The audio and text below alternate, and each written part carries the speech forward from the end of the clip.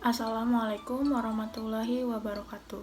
Saya Mayumi Reskia dari kelas 1C dengan NPM 2110631040074. Di sini saya akan menjelaskan tentang program PAUD bermain sains. Dengan judul yang saya bawakan adalah Rainbow Candy, permen warna-warni. Sebelum memulai, saya akan memberikan pantun teka-teki terlebih dahulu. Pagi-pagi cerah sekali, siang hari hujan tiada henti. Ketika hujan sudah berhenti, muncullah benda ini.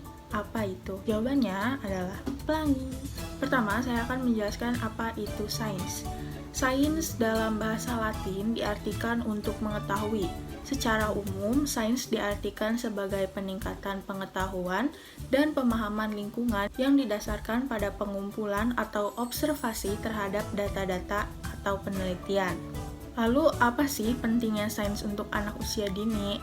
Seperti yang diketahui bahwa saya di sini sedang menjelaskan program bermain sains untuk anak PAUD. Apa sih pentingnya sains untuk anak usia dini? Bermain sains pada anak usia dini adalah salah satu kegiatan untuk mengembangkan aspek perkembangan dan potensi yang dimiliki anak.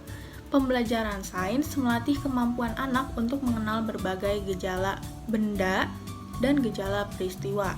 Anak dilatih untuk melihat, meraba, membau, merasakan, mendengar, dan mengecap. Lalu terdapat tujuan bermain sains pada anak usia dini. Ada apa saja sih? Yang pertama ada mengenalkan dan memupuk rasa cinta kepada alam sekitar sehingga menyadari kebesaran dan keagungan Tuhan Yang Maha Esa. Lalu yang kedua, menumbuhkan minat pada anak usia dini untuk mengenal dan mempelajari benda-benda serta kejadian di lingkungan sekitarnya.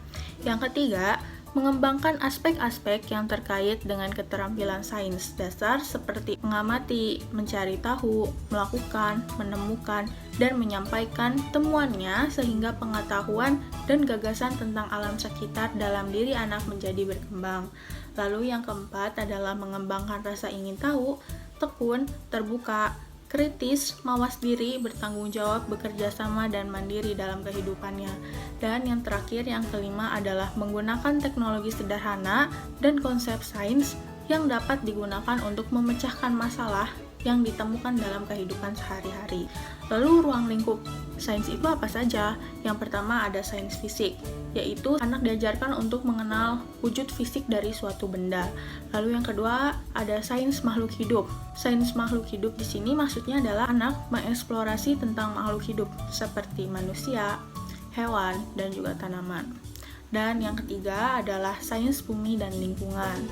Di sini meliputi topik alam semesta untuk anak usia dini seperti lingkungan alam sekitar yang didapat dialami langsung oleh anak, seperti banjir, hujan, tanah longsor, gempa bumi, dan sesuatu seperti terjadi pelangi.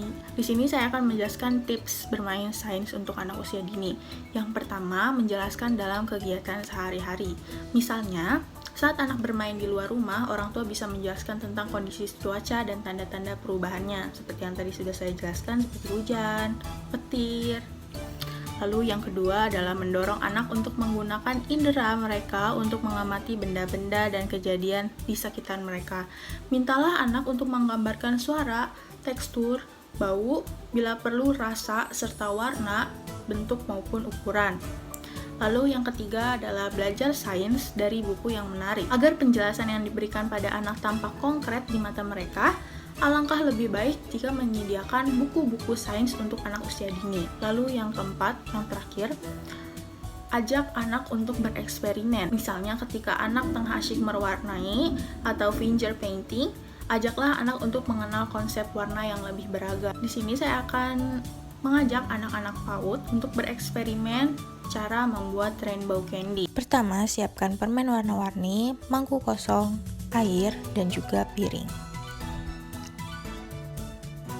Keluarkan permen dari tempatnya.